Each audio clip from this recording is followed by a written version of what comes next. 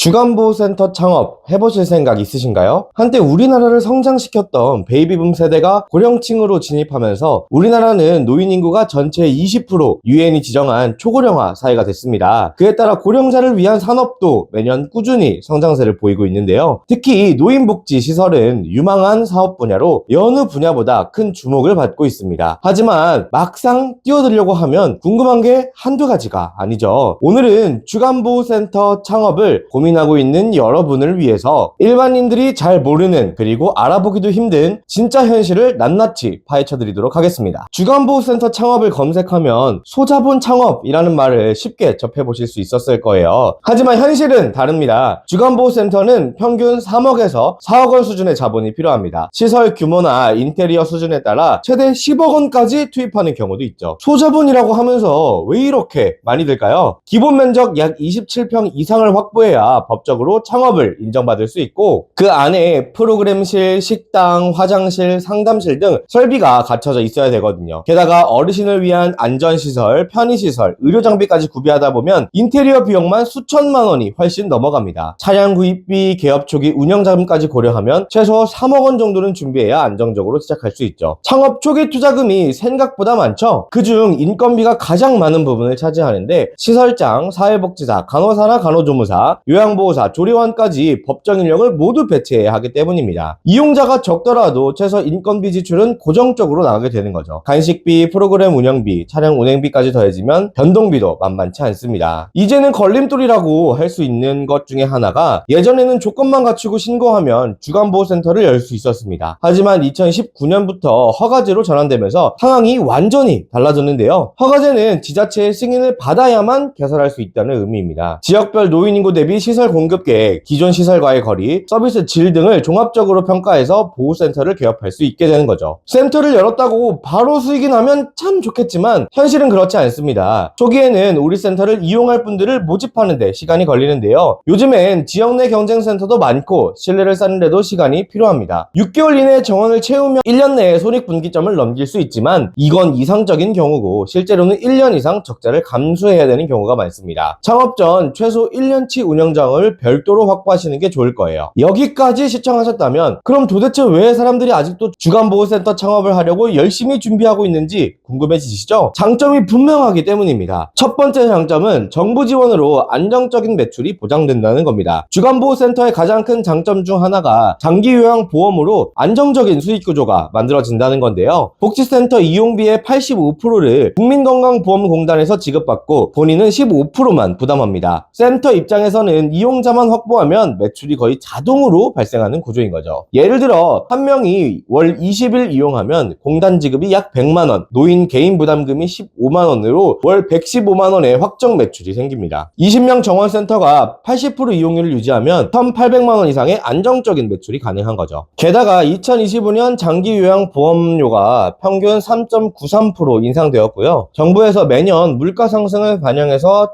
추가로 조정을 하고 있습니다. 일반 자영업과 다르게 등록자가 있다면 수입이 보장된다는 점이 가장 큰 메리트라고 할 수 있죠. 두 번째 장점은 수요가 계속 증가한다는 겁니다. 영상 전반부에도 말씀드렸듯이 2026년 현재 우리나라는 노인 인구 비율이 21%입니다. 유엔에서 지정한 기준을 따르면 초고령화 사회로 진입하게 된 건데요. 이 비율은 2030년엔 25%, 2040년에는 34%까지 늘어날 거라고 전문가들은 전망하고 있어요. 그래서 노인복지시설은 더 증가할 수밖에 없고, 실제로 장기요양 등급자 수가 매년 증가하고 있습니다. 이중 주간보호센터를 이용하는 어르신들의 비율도 꾸준히 늘고 있고요. 또한 한 번 입소하면 보통 1년에서 3년 이상 사용하기 때문에 고객 이탈률도 낮은 편입니다. 구조적으로 수요가 보장된 사업이라는 게 가장 큰 장점이라는 거죠. 만약 주간보호센터 창업을 생각하고 계신다면 사회복지사 2급 자격증을 갖추시는 게 가장 빠르게 창업 조건을 갖추는 방법입니다. 쉽고 빠르게 사회복지사 2급을 취득하고 싶으시다면 아래 댓글을 참고해 주시기 바랍니다. 영상이 도움이 되셨다면 댓글 하나씩만 남겨주시면 감사하겠고요. 끝까지 시청해 주셔서 감사합니다.